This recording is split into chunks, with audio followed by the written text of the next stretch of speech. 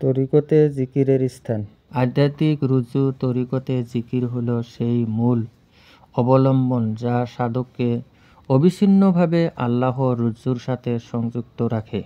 এটা হলো হৃদয়ের সেই নিরবিচ্ছিন্ন স্পন্দন যা মুমিনকে পার্থিব জগতের বিচ্ছিন্নতা থেকে রক্ষা করে। জিকিরের দুইটি প্রধান ধরন। তরিকতের সাধনায় জিকিরকে প্রধানত দুইটি ধরনে ভাগ করা হয়। 1 নম্বর, জিকিরে জলি, প্রকাশ্যবাচক জিকির। এইটি হলো জিহ্বা বা কণ্ঠে উচ্চস্বরে বা মৃদুস্বরে আল্লাহর নাম বা কালাম স্মরণ করা। পদ্ধতি শায়েক বা মুর্শিদের নির্দেশনালয় সাধক শ্বাস প্রশ্বাসের সাথে নির্দিষ্ট লয় ও তালে জিকির করেন।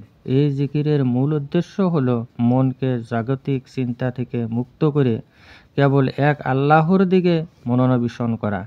বাহ্যিক দিক লা ইলাহা বলার সময় দুনিয়াবি সকল আকাঙ্ক্ষা ও প্রবৃত্তি হৃদয় থেকে বের করে দেওয়ার কল্পনা করা হয়, বরং ইল্লাল্লাহ বলার সময় সেই শূন্য হৃদয়ে কেবল আল্লাহর সত্তাকে প্রবেশ করানো অনুভব করা হয়। 2 নম্বর, জিকিরে খুফি, গোপন কালবি জিকির। এইটি হলো অন্তরের জিকির। এই স্তরে জিহ্বা নিশ্চুপ থাকে কিন্তু হৃদয় আল্লাহর নাম জপ করিতে থাকে। এইটি তরিকতের সবচেয়ে গভীর ও উচ্চতর অনুশীলন। আল কাল্ব, হৃদয়। জিকিরে খুফির কেন্দ্র হলো হৃৎপিণ্ড বা আত্মিক হৃদয় কাল্ব। সাধক মনোযোগ দেন হৃদয়ের দিকে, যেখানে জিকির সক্রিয়ভাবে চলিতে থাকে।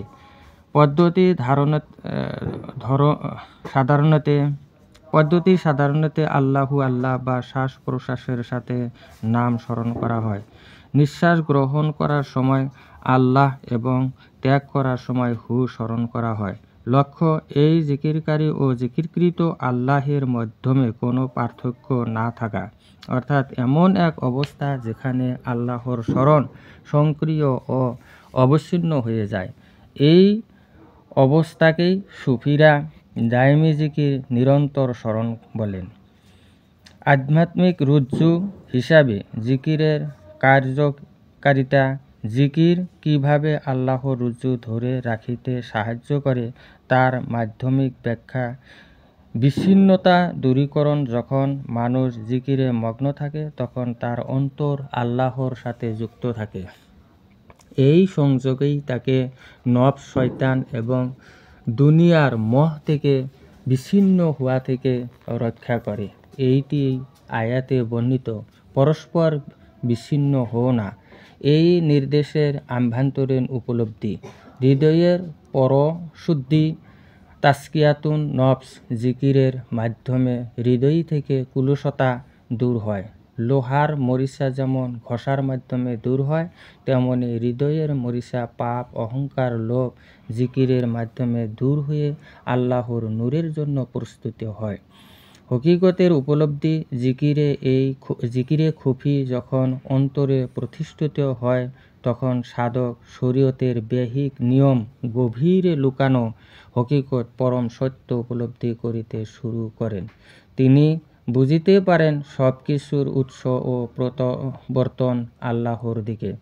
মারিফতের দরজা। জিকির যখন দাইমি আল্লাহর গুণবাচক নামগুলো আসমাউল হুসনার মাধ্যমে করা হয় তখন তা বান্দাকে আল্লাহর স্বরূপ সম্পর্কে গভীর জ্ঞান, মারিফত দান করেন। জিকিরের মাধ্যমে আল্লাহর ভালোবাসা হৃদয়ে প্রবেশ করে, যা চূড়ান্ত নৈকট্য লাভের পথ খুলে দেয়। সুতরাং তরিকতের সাধক জিকিরের মাধ্যমে আল্লাহর রুজুকে কেবল বাইরে থেকেই ধারণ করেন না, বরং এই রুজুকে নিজের অন্তরের সাথে গেঁথে নেন, যা তাকে আল্লাহর দিকে যাত্রাপথে অবিচল রাখে।